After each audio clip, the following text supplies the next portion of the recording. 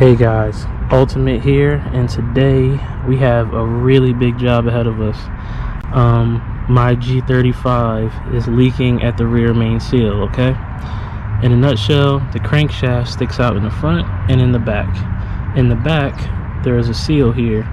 This seals around the crankshaft, and then this seals at the bottom oil pan. Most of the time, this thing right here leaks, and then oil is going to drip down your transmission. So let's look at it. I hope you guys can see this, but as the rear main seal leaks, oil will basically come down right here where the transmission and the engine meet, and then as you drive, the wind will keep blowing this oil back. If you see here in here these marks, when I drive, I keep smelling like a burning smell. That oil drips down and it touches the exhaust manifold, the catalytic converter manifold, and it gives you that burning smell. It's finally time to attack it. So let's talk about jacking the car up first, and then we'll talk about how to actually start working our way towards getting to that rear main seal. As you can see here, I already have the G jacked up pretty high. I might need to even go higher. For the most part, when you're taking a transmission off, you do want the car to be at least roughly 2 feet off the ground. If I need to go higher, I can. You can use things like wood or any kind of platform that's nice and flat to elevate your jack stand, okay? When you're jacking a car up, what you want to do here is, like, for instance, let's say we're jacking up the back first. Jack it up high enough that you can get these jack stands even at the base level on the car. Then you transition to the front and jack it up so that you can get that on the car. Once you can get both jack stands at the base, then you can raise the jack stand as high as you can. Jack the car up as high as you can, put the jacks up, lower the car down, switch sides, jack it all the way up as high as you can, lower it down, okay? The transmission is all the way up here, okay? The first thing we're going to need to do here is we need to remove this Y pipe. This Y pipe goes all the way back here. We need to drop the Y pipe down so that we can have space to put our transmission jack to get it around the transmission, pull it back, and bring it down. This needs to come out first. Then we'll work on removing the drive shaft. We have to remove the drive shaft so that we'll have the ability to actually drop it down and pull it out. Let's start with the exhaust, because the exhaust can be the hardest thing. It can be the most discouraging thing. If you can't get the exhaust off, you can't do the job at all. So we need to get this off. Let's get started. Here's what I want you, here's what to do. Number one, get yourself some penetrating fluid. If you can, let it soak overnight. The longer the better. Once you do that, get yourself a wire brush. What happens is these exhaust studs, they get crazy heat that goes to them. Rust becomes a big problem. We want to knock off as much rust as possible so that we can get good grip. So you just come here, attack it, beat it up here too, beat it up. I'm going to be using this type of wrench. This is really useful because it's like a breaker bar but shorter, and it has an adjustable swivel head. So to give you kind of an example here, I can move this lever anywhere I want to kind of give me as much grip and as much leverage as possible. I'm not saying you need this, but this is just a useful tool. What you might need to help you, you may need something to extend it out. More than likely, I recommend using this impact swivel though, because the impact swivel will still give you lots of torque like this, and then come here like so, and then we can break this out. I'm not gonna lie to you guys, I already broke all these ahead of time because I wanted to make sure that they can actually come out, but break all of them before you just start removing them. So I'm just gonna get this one out,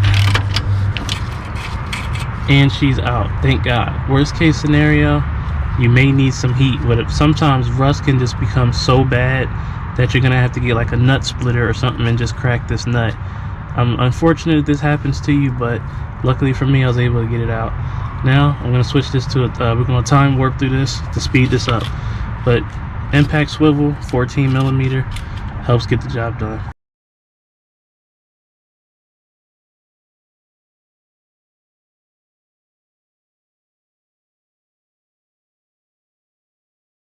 doesn't have any, I don't see any mounts up here in the front. So I have my jack just supporting this so that this isn't just leaning down or falling. Too much stress and we could snap a pipe or something like that. So jack right here on the resonator. Same scenario. This is a 14 mils as well. Spray them with WD-40 penetrating fluid and break them. This bracket holds the catalytic converter to the transmission. We need to get this off too. Not all cars still have these on here. Also, only thing that holds it in is like this square here. So put a flathead screwdriver in there like this, and then when you remove it, it'll fit in place, and then this will come off. So make sure you put this stud here. That's the only way you're going to be able to get it out. Mine's turned with the stud, so this flathead was enough to keep the this block from turning. There are also 2 more 14 millimeters that connect directly to the transmission.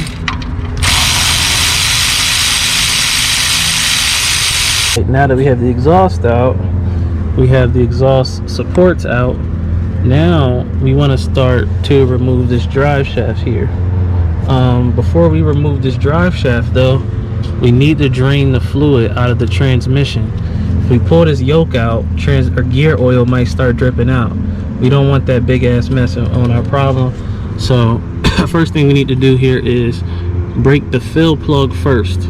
Always break the fill plug first. If you drain the fluid and you can't open up the fill plug, you're not going to have a way of putting transmission fluid in the car. Not in this one. So let's find out what size this looks like.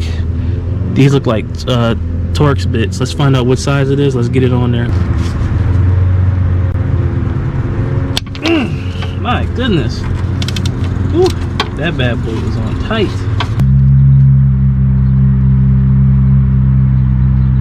Ugh, damn. Holy smokes.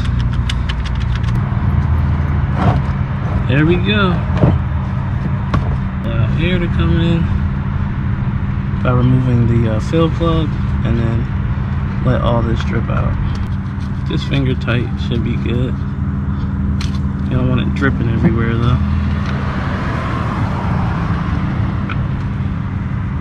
Alright, I have a pry bar in the U-joint. Let's see if that will help me. There we go. Whew. Okay, now that I have the transmission in neutral, look how easy it spins, alright? Doing that so that we can get what's in here. It was hard to turn because I had the parking brake on, so now we're gonna do here again.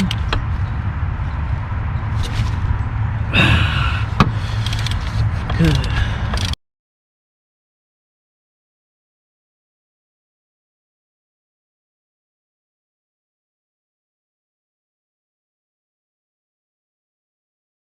Just to show you guys, there's a little lip right here. That little lip, you just pop it back a little bit, this will fall, and you can pull it right out. It's always good to just test your U-joints. Everything feels good. We have good play, so that's good.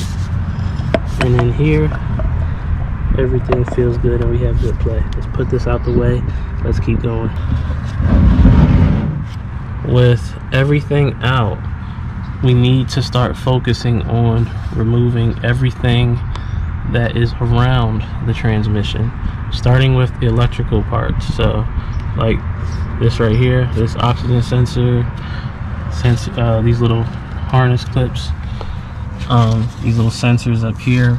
We got to remove all of these little pieces. So we're just going to follow the harness and we're going to remove it. Also, I'm going to use some masking tape on these sensors so that each sensor we pull out, when it's time to put everything back, we'll remember where each wire goes and where each sensor needs to be at.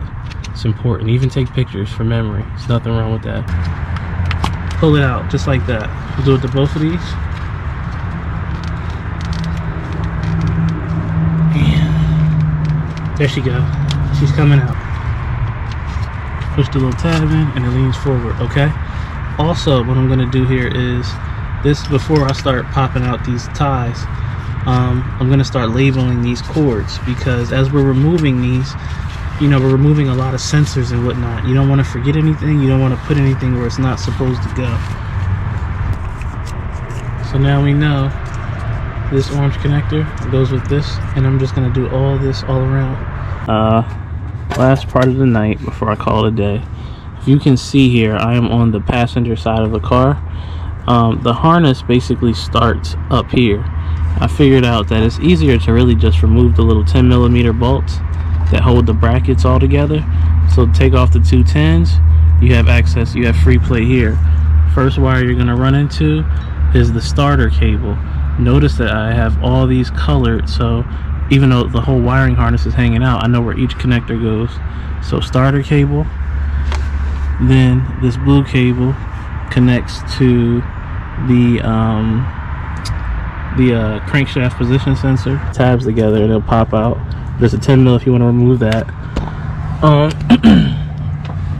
There's a connector up here that's gone. There's 10mm on these sides here. Little 10mm. Let me see if I can show you. Okay, there you go. Remove that. You have access here. There's another one here. The very last thing is there's a sensor all the way in the back around here. Problem is it's too tight for me to get my hands in there. So what we're gonna have to do is, when time for us to drop the transmission down, we're gonna have to like kind of tilt, like drop it down and tilt it to the side a little bit so that we can remove that sensor. Okay, the next day. All right, that's out. Now we're gonna just kind of grab it right here and pull up real gently, just like that, and it pops up. That out the way. I'm gonna put this in like fourth, kind of bend it back a little bit, and we got some harnesses here. There we go. All right, and she's out. I don't even know why they put it in there like that, but just push these 2 tabs down, push it down, pull it out. I'm gonna pull this cushion up, and we got 4 10mm right here. Gotta pry up one a little bit, just like that.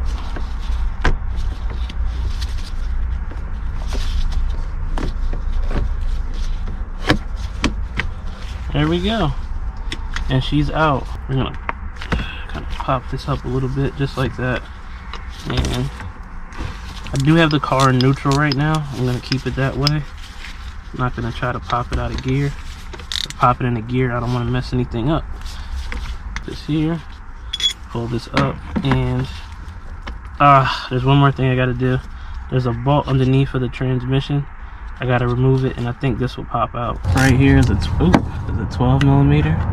I'm just gonna remove this, and then we'll get back to the top to remove the linkage. All right, once you remove the 12, it'll just slide down. Put the 12 back in so we don't lose it. Now we have free control of our shifter. Let's go back to the top and remove it. Now when we remove these, we got to be careful. I think this is under some spring tension for the reverse. You know how you got to push down on the reverse? There's a spring in here. So I'm going to push down on the shifter so it doesn't just shoot out at us. Okay. Remove our 10 here. And pull this sleeve up. And pull this up, and there's a spring in here, so we just got to remember that the spring sits in here like this. Sleeve cylinder is held in, looks like with these 2. I'm going to break this one because just to break it I may be replacing this, and that's 2, and the sleeve cylinder is out. What I can do here is I can kind of reinstall these bolts back right here. Now just gonna wobble that out. Perfect, and she's out. Okay, now I believe we have everything off, you guys. I think it's finally time to start targeting our transmission bolts. Here it is. I'm gonna put up a picture of what the transmission bell housing looks like, just so you guys know where all the bolt locations are, where these bolts are located on the bell housing. And what I'm thinking I'm gonna do here is I'm gonna take a picture. I'm gonna put the picture up, and I'm just gonna show you guys where each of these 14mm bolts is located, okay? And then as we take them out, I'm gonna put these on like a box or like a piece of cardboard so that we don't lose track of where each bolt goes. Because the one thing about transmission bolts is that they can be torqued at different torque specs because this is not evenly laid out. So as you see here, I'm just loosening these bolts up as one unit, and then as we get to the top, when I get to the top here, I'm gonna completely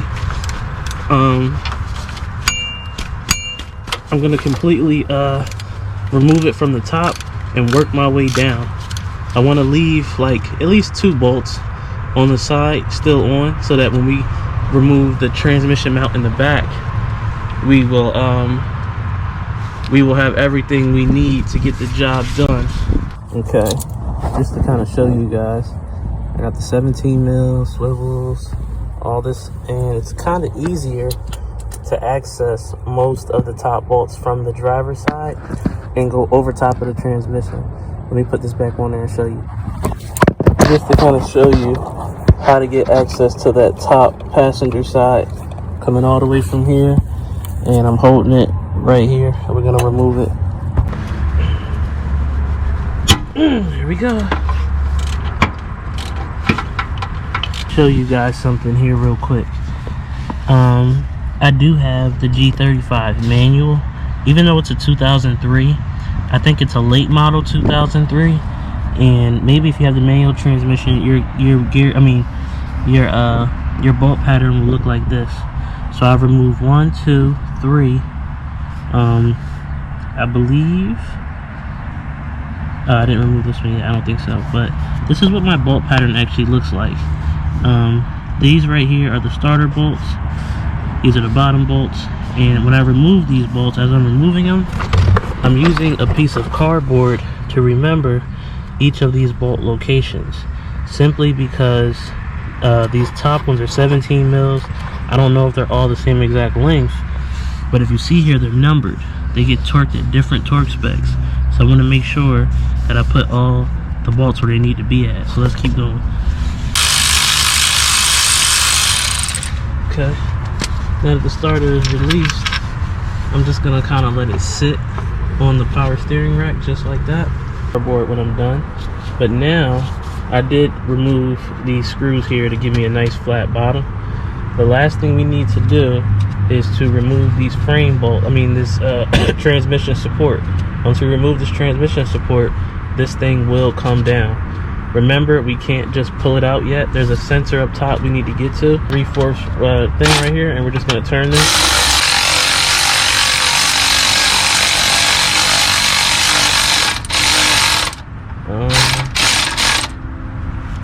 Looks like a good spot, like right there. Okay, gonna get our strap here, and we're just gonna throw it over the transmission.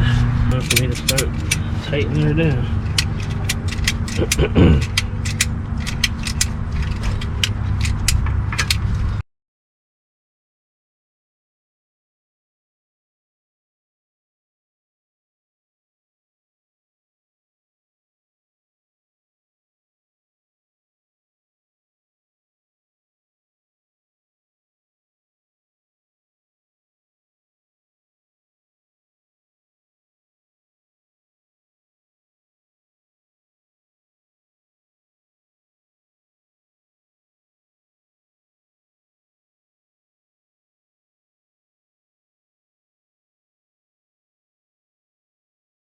And I don't know if you guys can see this, but this is all transmission.